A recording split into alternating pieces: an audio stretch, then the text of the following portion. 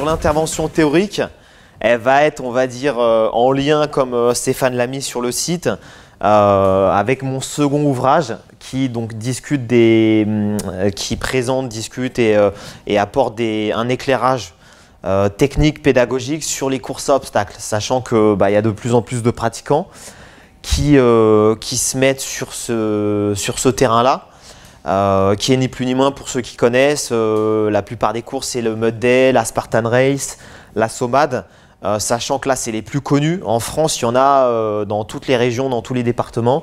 Il y en a à peu près 150 à 200 courses en France depuis tout temps. Donc, la base de l'être humain, c'est le mouvement et la liberté physique. Elle nous a permis tout simplement de nous adapter à un environnement qui est en permanence varié. Donc quand on se déplace, là on le voit moins à l'heure actuelle parce qu'on est rentré dans une ère où malheureusement les gens sont plus sédentaires, c'est l'ère industrielle, l'ère on va dire technologique aussi. Mais l'essence même de l'être humain, c'est de se déplacer, de se mouvoir. Et forcément, quand on bouge, on se déplace dans un environnement qui est illimité et où il va falloir s'adapter en permanence. La course à obstacles, c'est ni plus ni moins l'alliance de déplacement primaire type course à pied avec des modes de déplacement plus complexes, type sauter, ramper, grimper, porter. Donc vous le verrez que historiquement, les origines, c'est l'hébertisme, ni plus ni moins, à la sauce plus moderne. Donc c'est inspiré du parcours du combattant militaire. Il y a un vrai essor parce qu'en plus de cette dominante, un peu on se fait du mal, l'aspect militaire, il y a un aspect très ludique, festif, voire spectaculaire. Donc c'est des courses qui vont aller de 5 km, donc pour les plus faciles, à plus de 50 km. Donc vous imaginez bien, déjà 50 km sans obstacle, c'est très compliqué. Donc si on y rajoute des obstacles, c'est que ça s'apparente à un ultra trail quoi. Si on peut mettre un 50 km avec des obstacles, c'est comme un coureur qui fait un ultra trail de 100 voire à plus de 100 km quoi. Avec des niveaux de difficulté différents. Il y a des coureurs qui s'inscrivent sur des courses, vraiment eux ce qu'ils veulent c'est se faire plaisir. Donc ils viennent plutôt sur des courses type fun. Et ceux qui sont plus dans le dépassement de soi, le côté extrême, ils se dirigent vers les courses plutôt hard. L'essentiel est de se dépasser par rapport à ses propres limites et selon ses propres capacités. Hein. On est bien d'accord que donc là le but c'est de se dépasser, d'aller au bout de soi-même, mais vous le verrez après, forcément il y a un aspect sécuritaire, il y a une lucidité à avoir et les organisateurs aussi, normalement ils ne sont pas censés obliger les pratiquants à faire tous les obstacles. Si à un moment donné, il y a un pratiquant qui se dit cet obstacle, je ne le sens pas, je ne veux pas le faire, l'organisateur, il impose rien, quoi. On peut passer à côté. Maintenant, vous le verrez, il y a des systèmes de pénalités qui sont mis en place. Un exemple, voilà, si le coureur ne peut pas faire l'obstacle, on lui demande de faire 10 pompes ou 20 pompes, quoi. Mais ça évite au moins qu'il y ait des blessés. Alors, l'historique lié à cette activité, on est dans l'hébertisme. Moderne on va dire. Donc Georges Hébert à l'époque il avait donc la citation phare, c'est être fort pour être utile. Là c'est vraiment on va replacer on va dire le corps humain dans sa vision plutôt fonctionnelle et utilitaire. Donc on va reprendre l'habitude de grimper, de ramper. Vous allez voir, il y a même des obstacles où il s'agit de viser. Vu que toutes les qualités physiques et toutes les compétences corporelles vont être travaillées, et au final on va être plus fonctionnel et plus utile à soi-même et aux autres. À l'échec au JO de Stockholm, donc ça a été on va dire les résultats ont été très médiocres. Donc en France a été créé le collège d'athlètes de Reims. Donc c'est lui qui a été à la tête de ce collège-là. Et dans la foulée, il y a eu la Première Guerre mondiale et il a été chargé de créer un parcours pour préparer, on va dire, les fantassins qui allaient sur le terrain. Et suite à ça, voilà, il a mis en place le parcours du combattant qui, ni plus ni moins, reprenait les rudiments de ce qu'on demandait à un soldat à cette époque-là quand il était dans les tranchées, quoi. Donc grimper, sauter, tous les différents, pareil, tracter une charge, ramper. C'est que l'ère industrielle du début du XXe siècle a amené à une régression des qualités physiques. Et lui, il a constaté via ses divers voyages qu'à l'état naturel, les hommes vivant de manière primitive ont une excellente condition physique et une musculature idéale. Donc nous, on pourrait faire le parallèle aujourd'hui avec l'ère, on va dire, informatique, technologique, qui nous a éloigné, l'ère, on pourrait dire aussi des jeux vidéo et des réseaux sociaux, qui nous éloignent, on va dire, de la pratique physique. Et ben, il faut à un moment donné qu'il y ait une stimulation extérieur et un goût, un renouveau de cette pratique physique, quoi. Donc toutes ces activités, on va dire, spectaculaires, où les gens s'éclatent aussi, parce qu'il y a un aspect ludique, comme je l'ai dit, ça permet aussi, sans qu'ils s'en rendent compte, de reprendre goût à la pratique physique. Lui, il avait classifié des modes de locomotion. Et donc dans ces modes de locomotion, on avait une locomotion de type principal. Donc, comme vous en doutez, c'est la marche, la course, les sauts. Une locomotion qui est plus d'ordre secondaire, qui serait grimper, ramper, équilibre, nage. On est d'accord qu'en général, naturellement, on ne va pas faire ça. Mais dès que l'environnement nous l'impose, eh ben, on va passer plutôt à ce type de franchissement. Une locomotion de type défense, sur certaines courses à obstacles, on peut rencontrer aussi, vous le verrez, la Spartan Race par exemple, il présente des fois une zone où on va avoir des gaillards avec, eux ils appellent ça des gros cotons-tiges, donc c'est ni plus ni moins un bâton avec des blocs de mousse de chaque côté et il faut ni plus ni moins esquiver. Donc pareil, au niveau sécuritaire, ils leur donnent des consignes et à un moment donné, ils vont s'adapter. S'ils voient un gaillard arriver, ils vont peut-être le titiller et après ils vont s'adapter, on va dire, aux pratiquants qui arrivent. Ils ne vont pas mettre KO tout de suite le coureur frêle qui arrive. Des activités industrieuses, tirer, pousser, porter et de divertissement. Il y en a beaucoup aussi, souvent les principales. Là, par exemple, la Torcy, ils mettent là de tout en haut de la butte jusqu'à tout en bas, ils mettent un gros toboggan gonflable avec de l'eau savonneuse dessus. Et ils arrivent, ils se jettent, ils font un toboggan ou un ventre-glisse. Donc ça, c'était historiquement, on part des origines des bers. Pour aujourd'hui, donc les courses à obstacles, d'où ça vient, clairement, c'est en Angleterre que ça a été relancé. Donc c'est en 87, première course organisée en Angleterre, donc la Tough Guy. Puis développement très rapide dans les pays anglo-saxons, notamment en Australie et aux États-Unis. Et en Europe, c'est vraiment en 2010 qu'on a vu arriver, donc autant le dire, un peu comme le CrossFit, d'un seul coup, c'est arrivé en masse, donc avec des grosses franchises telles que la Spartan Race, on va dire c'est comme le CrossFit, eux c'est Reebok, la marque phare qui organise et qui gère ces événements-là. Et la Mud Day, c'est ASO, donc pour ceux qui connaissent, c'est Amaury Sport Organisation, grosse boîte qui est basée à Issy-les-Moulineaux, qui organise aussi le Tour de France, le Dakar. Donc il ne faut pas se le cacher, hein, les courses qui fonctionnent le mieux, c'est pas des petites associations de 1901, c'est des grosses boîtes qui mettent le paquet. Parce que forcément, pour aller mettre un obstacle, il faut une logistique, c'est pas un 10 km qui est organisé. Et souvent, ils ont besoin, je pense, pour une bonne logistique, ils investissent au moins 50 000 à 100 000 euros en camion, en tractopelle, parce que c'est une grosse organisation, quoi. Pour créer un vrai parcours obstacle et qu'il soit sûr aussi, faut mettre les moyens derrière. En 2016, donc on peut dire qu'en France, il y a eu plus de 300 000 participants à des courses à obstacles. Donc plus ou moins, voilà, que ce soit de la Spartan Race à la petite course qui est plus locale en France. Donc on est à 300 000 avec plus de 150 courses organisées en France. Sachez que de toute façon, déjà la Spartan Race et la Mud Day, ils sont décentralisés. Eux, ils organisent 4 à 5 courses en France. Dernièrement, quelques émissions de télévision ont contribué également à l'émergence de ces activités. Donc on le sait très bien, Koh Lanta, ça n'a pas 2 ans, ça a une dizaine d'années. Déjà à l'époque, on voyait que souvent les audiences elles augmentent dès qu'il y a des épreuves un peu défis, type parcours du combattant. Et là, donc là c'était la première édition, ils sont en train de faire le 2e casting. Il y a Ninja Warrior, donc émission qui a très bien tourné. Donc c'est une émission qui voit passer pas mal d'adeptes de course à obstacles.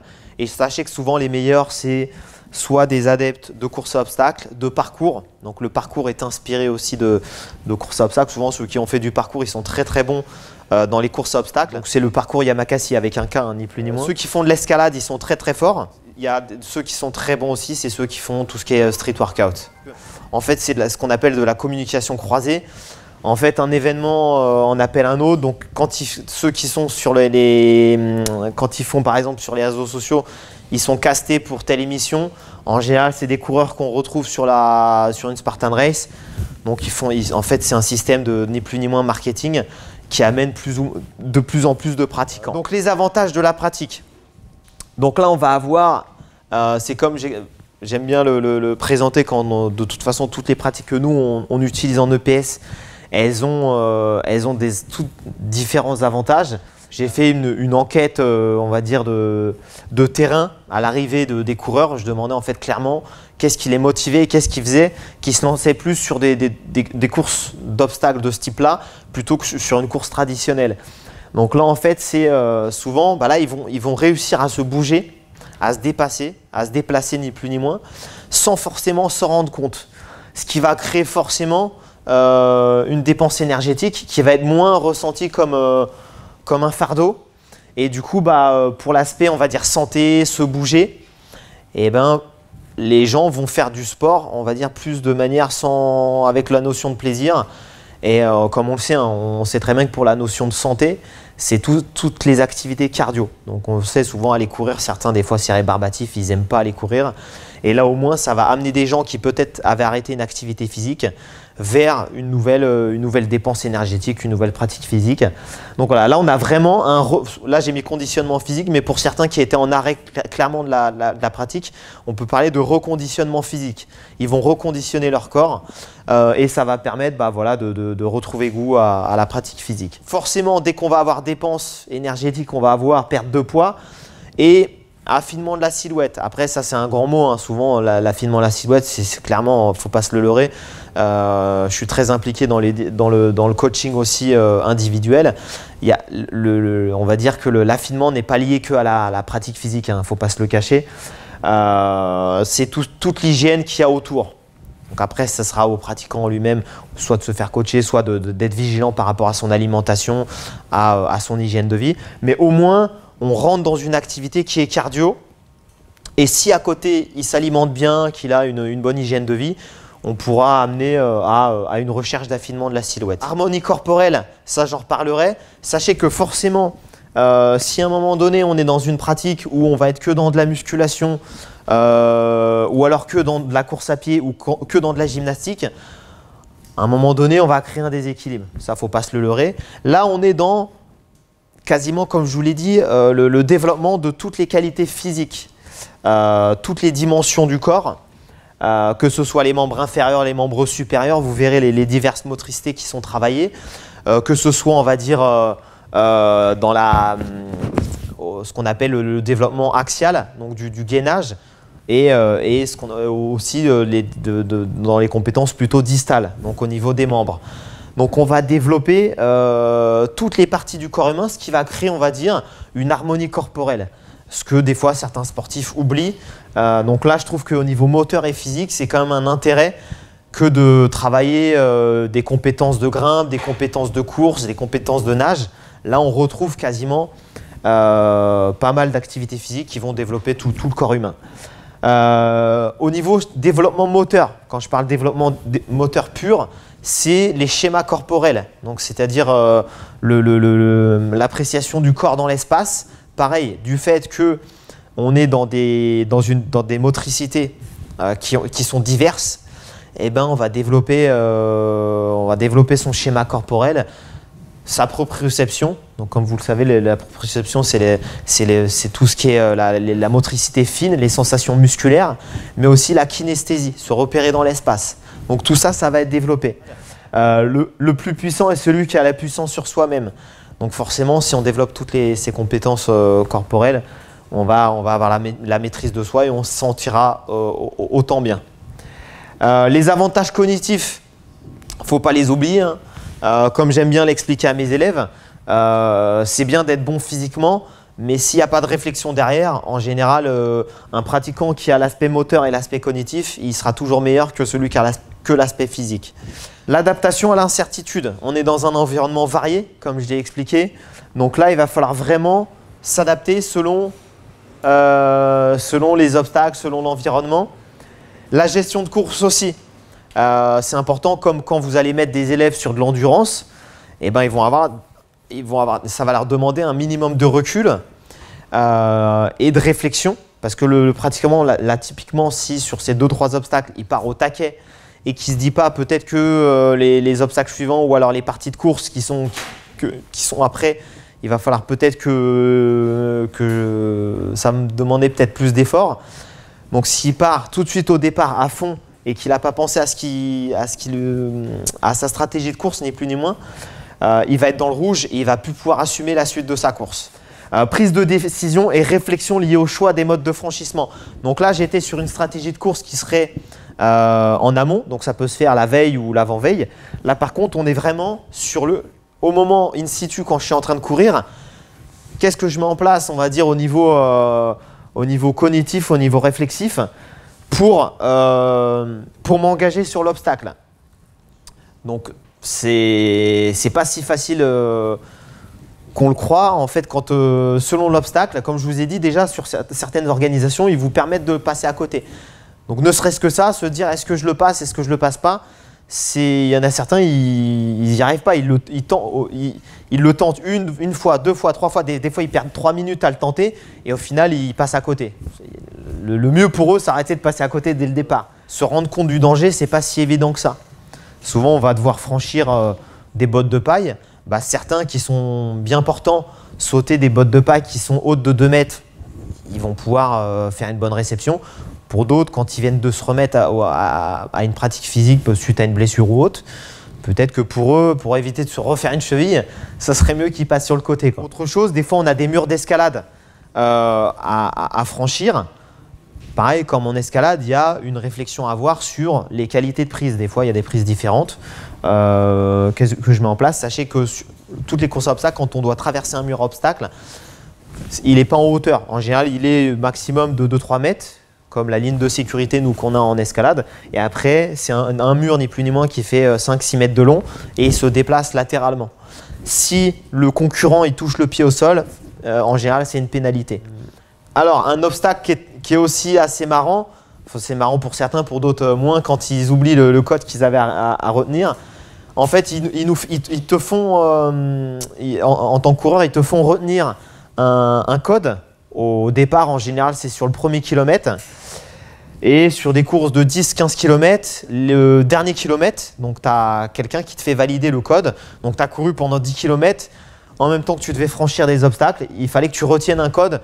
Ce n'est pas un code à 2 chiffres, hein, c'est un code où il y a 5 chiffres avec 3 ou 4 lettres qui sont tout ça mélangés. Donc voilà, ça permet en général pendant 2-3 minutes, tu te répètes le code, tu te fais des moyens mémotechniques et après normalement tu t'en souviens. Les avantages affectifs.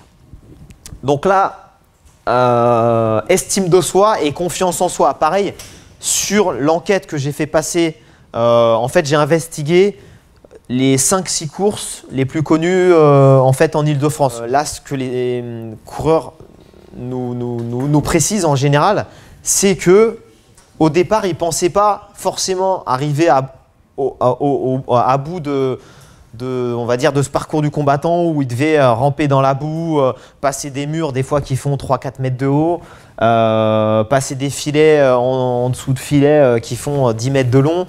Donc des choses qui de l'extérieur nous semblent parfois inconcevables et qui au final, souvent ils le font en groupe ou alors c'est même pas souvent, c'est quasiment tout le temps. Même quand on n'est pas forcément avec le groupe avec lequel on était parti, on se retrouve un petit peloton et en général, pour se motiver, il y a cet effet de groupe qui nous porte vers le haut. Donc au final, à la fin de la course, on a ce sentiment d'estime de soi et de confiance en soi qui est un peu décuplé. Sentiment de bien-être, de plaisir et diminution du stress. Dans le feu de l'action, il y a l'adrénaline, il y a toutes les hormones qui sont sécrétées Et il y a vraiment un sentiment de bien-être, un sentiment de plaisir qu'on retrouve aussi dans d'autres disciplines. Quand on fait, par exemple, il y en a certains qui pourront vous exprimer ça à la fin d'un...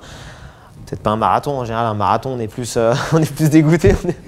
Mais oui, à la fin d'un 10 bornes, ouais, il y a les endorphines qui font qu'il y a un sentiment de plaisir. Et il y a un renforcement aussi de la résistance psychologique et du mental. Donc à la longue, quand on fait ces entraînements, on a vraiment le sentiment que le mental est travaillé et renforcé. Ensuite, les avantages sociaux, j'en ai déjà discuté. On a la solidarité, la cohésion et le respect qui vont vraiment être prégnants. Il y a des coureurs qui s'inscrivent vraiment en équipe type et qui tout le long du parcours, ils vont s'entraider parce que pareil, l'obstacle, on peut à la fois se dire qu'on ne peut pas le faire, on passe à côté, mais souvent les obstacles, ils sont réalisables qu'en groupe. Alors, avantage professionnel, ce qui a amené aussi peut-être pas mal d'inscriptions, c'est souvent des entreprises, des comités d'entreprise ou alors des collègues qui, de manière naturelle, se créent une petite équipe et pour créer on va dire un sentiment de cohésion, ils s'inscrivent entre salariés. Donc voilà, ça leur fait leur petit cours du week-end. Comme certains, des fois, vont faire une course du week-end, un 10 km, et là, ils font une course à obstacles. Il y a cet aspect un peu plus fun, un peu plus ludique, qui crée de la cohésion dans le groupe. Ces courses, elles parlent beaucoup à des métiers qui sont liés à la sécurité, donc entre autres les pompiers, la police, l'armée. Donc en fait, ni plus ni moins, eux, ils ont des parcours qui sont standardisés. Donc les pompiers ont leur parcours sportif pompier qui a été, historiquement, lui, il a été cadré dans les années 50. Donc en fait, l'armée, c'est pareil, ils ont leur parcours militaire, leur parcours du combattant. Et pour sortir de leur parcours qui est très normé, en fait, en général, ils aiment bien aller sur ce type de course. Ça leur fait une préparation physique un peu différente. Parce que sachez que toutes les courses à obstacles sont différentes. L'agencement des modules obstacles sont différents. Donc ça leur permet de se dépasser et d'envisager des modes de déplacement un peu différents, quoi. C'est une activité forcément, comme toute activité de pleine nature, que ce soit l'escalade, la CO aussi, il y a des risques. Là, il va y avoir des risques où le pratiquant il va devoir forcément les prendre en compte. Souvent, vu que c'est une nouvelle activité, nous, ce qu'on risque, les élèves, c'est quand on les lance dans une nouvelle activité, on va avoir deux types de profils. Soit l'élève qui va être timoré, c'est-à-dire il va pas vouloir s'investir dans cette activité. Donc là, au niveau sécuritaire, on va avoir un peu moins de travail. Par contre, à l'inverse, on va avoir des élèves qui, quand ils découvrent une nouvelle activité, sont surexcités. Donc c'est-à-dire à la limite de l'ingérable. Et ils vont se lancer sur des obstacles en occultant ce qu'on a vu tout à l'heure, l'aspect cognitif. Donc eux, il va falloir un peu les freiner dans leur frénésie et leur dire que, voilà, attention, il va falloir que tu t'adaptes et que ton attitude soit en corrélation avec le parcours. Adaptation de l'équipement, pareil, on voit pas mal de courses où il y en a, ils sont déguisés. Ça, c'est pas gênant, c'est le côté fun.